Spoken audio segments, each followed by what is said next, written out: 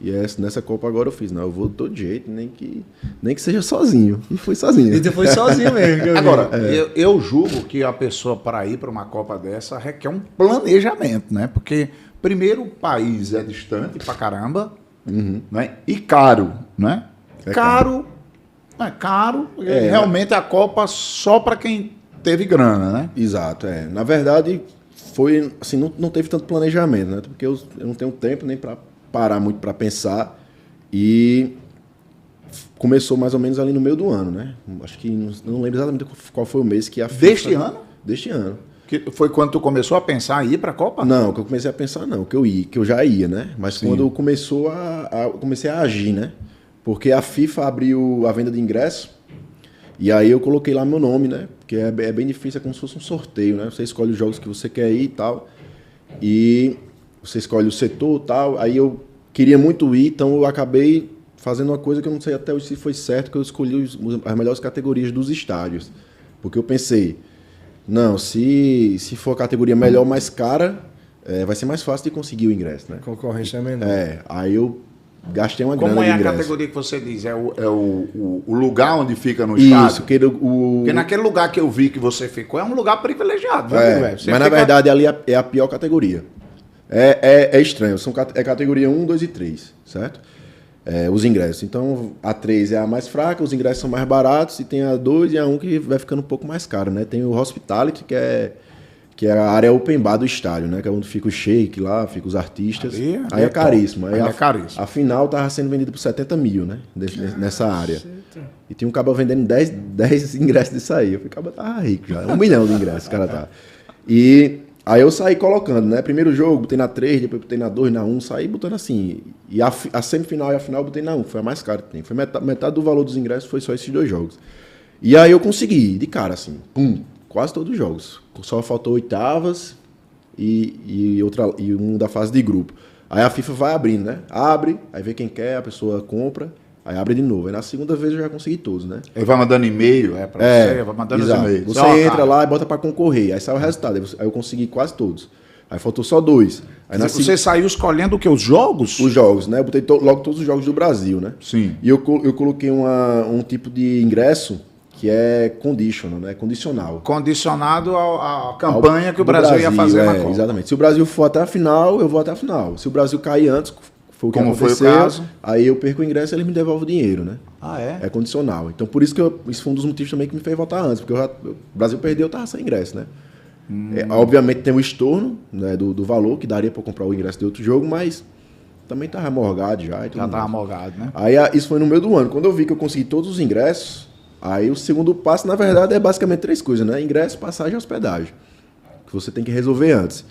E aí, quando eu vi que eu consegui todos os ingressos, fui atrás da hospedagem, né?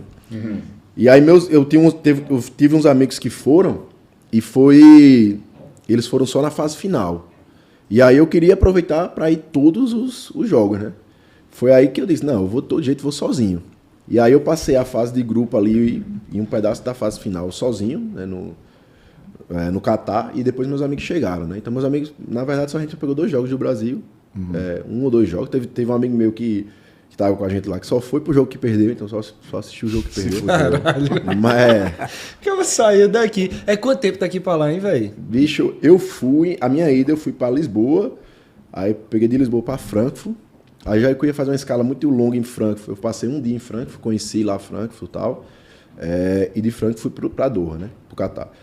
A ida não tem nem como calcular porque eu dormi, né, lá, mas a volta eu vim direto, peguei Doha, São Paulo, aí são 15 horas de viagem, dentro do avião, 15 horas. E depois peguei São Paulo para Recife, que totalizou aí também 26 horas de volta. Mas o direto Doha São Paulo é 15 horas, né? 15 horas de viagem. 15 horas. Então, ali mais ou menos no meio do ano, consegui os ingressos. Aí vamos atrás da passagem, né? A passagem, média de passagem de volta é 10 a 15 mil reais. Tá, aí de volta. Mas por conta do período, né, eu acho. Porque por ser Copa do o Mundo, mundo todo tá indo pra ali, né, amigo? Uma passagem normal pra lá, de ida e volta é uns 6, 7 mil reais. Mas na Copa aumentou, né? Exatamente. E a hospedagem, eu fiquei essa fase final com meus amigos, né? Acabei passando poucos dias.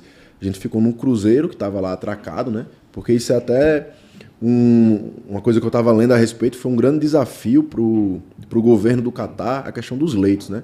Porque todas as Copas até hoje foram em países, né, inteiros. Então, por exemplo, Copa da Rússia, tinha jogo que era espalhado. Então, várias cidades aqui do Brasil, foram em várias capitais. Então, não precisava... Na Rússia disse que tinha sede da Copa que ficava a 3 horas de outra sede. Aí você tinha que estar... 3 horas de avião, né? De avião. Você tinha que estar... Que no Brasil a gente teve Manaus e Porto Alegre, pô. A distância. Exatamente. Né? Deve dar umas 6 horas de viagem de avião. Né? Então, aí... E Doha, tudo ali. Doha, todos os estádios lá. Todos os estádios lá. Se eu não me engano, são 8 estádios. 7 ou 8 estádios, todos na mesma cidade. Então, o governo de Doha teve muito problema com a questão dos leitos. Porque imagina, uma Copa que era no país todo acontecendo numa cidade, né? E aí eles fizeram várias estratégias para comportar esse pessoal. Uma delas foi colocar 3 navios lá, eu fiquei em um, né? Atracado, é como se fosse um hotel, né? Atracado no porto. E eu calculei assim, né? Dá mais ou menos uns 15 mil quartos, né? Os 3 navios, que comporta aí pelo menos umas 30 mil pessoas, né? Se for duplo, mas a minha cabine era quádruplo, por exemplo. Então, multiplicando por 4 daria 60 mil pessoas. E na primeira fase, eu fiquei num lugar que era uma vila de torcedor que foi construída para a Copa também, que era vários prédios em caixão, né? Aqueles prédios bem simples. Era inclusive o lugar mais barato que você podia ficar lá. Paguei mais ou menos R$250 na diária e passei essa primeira fase final. Bom demais, barato. Passei essa primeira fase nesse lugar que era chamado, o nome era Barahat Al Janub, né?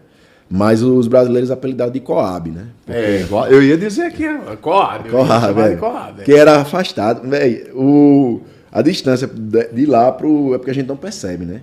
Porque a gente anda no transporte público lá e você não percebe a distância. Mas a distância do Luseio, que foi o primeiro jogo do Brasil, que é o maior estádio de lá, para Barahat Al Janub, que é onde a gente estava, era 50 quilômetros. Ou seja... mas aí no metrô era rápido, né?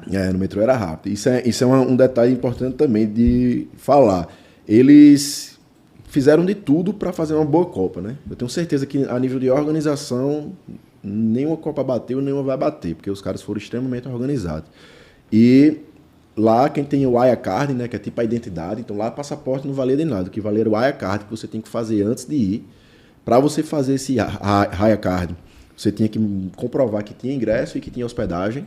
Aí ele emitiu o raia, porque para não ir gente para lá, porque, por exemplo, foi muita gente indo na doida, né, agora na final. Os cabas iam sem dinheiro, sem ter onde ficar, para evitar...